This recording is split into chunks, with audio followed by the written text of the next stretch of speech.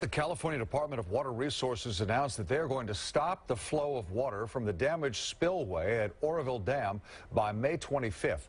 You'll recall that spillway essentially collapsed this winter, causing major damage and evacuations downstream. And once that water stops flowing, water officials can make repairs before the rainy season starts again in 5 months. KTVU's Tom Baker talked to a leading expert about whether the repair job can be done in time. And Tom joins us now live with what he learned. Tom. When you hear this man talk, you'll understand that this is no slam dunk. Oroville is a critical facility for 2/3 of California's residents and its massive agricultural industry. By any standard, the spillway suffered massive damage. Robert B. has spent the last half-century working on massive land and sea construction projects worldwide and is Professor Emeritus of Engineering at UC Berkeley. I asked him, on a scale of 1 to 10, just how tough fixing the spillway would be. It's a slam dunk 10. B., who has investigated and consulted on the dam since January, says the Department of Water Resources has chosen a dubious option. I call it a patch and pray approach.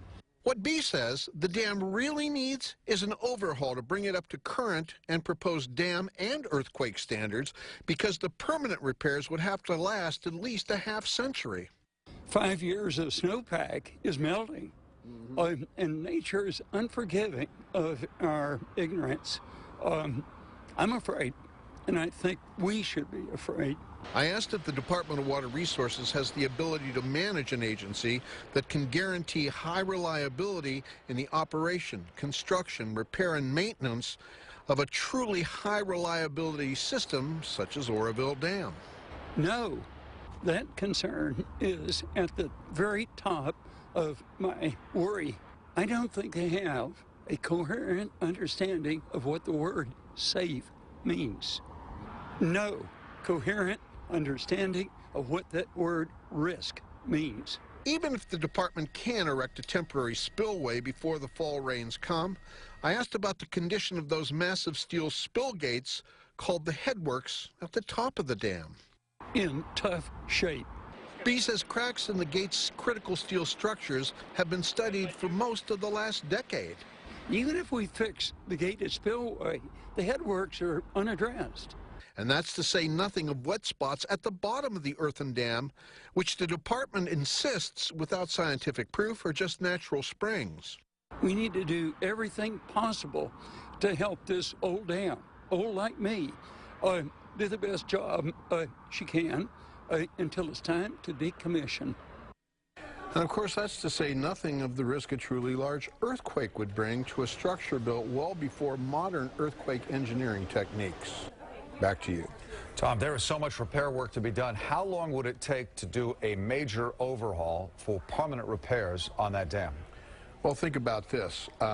To do a major repair on the Bay Bridge when those bolts broke, that took 6 months delay and delayed the bridge by almost a year. Now, here's the situation. Whatever this repair is going to be, it's going to be temporary. It's going to be at least a stopgap repair. To do this right, you probably need a year, 2 years. It probably took 3 years at the time they built this to actually build that spillway in the first place, certainly 2. So the idea that they can do something in 5 months is frankly not something that a lot of people should put a lot of faith in. And while they may get something up there, remember, when that water comes down there, that water isn't like building a water slide at an amusement park. This is a heavy industrial concern that must work, and it must work all of the time. So, Tom, to do it right, what specifically do they need to do? Replace that entire spillway? They might have to replace it, or at least the part that they have to replace has to be built on the most solid of foundations. Any piping underneath has to be absolutely critical that tree roots don't get in there and block them, as is the current case. And what they have to do is they have to have such a Loctite maintenance program. Remember, this is the tallest dam in the United States of America. Should it break, that would be a true disaster. All right, Tom Baker in the newsroom tonight. Tom, thank you.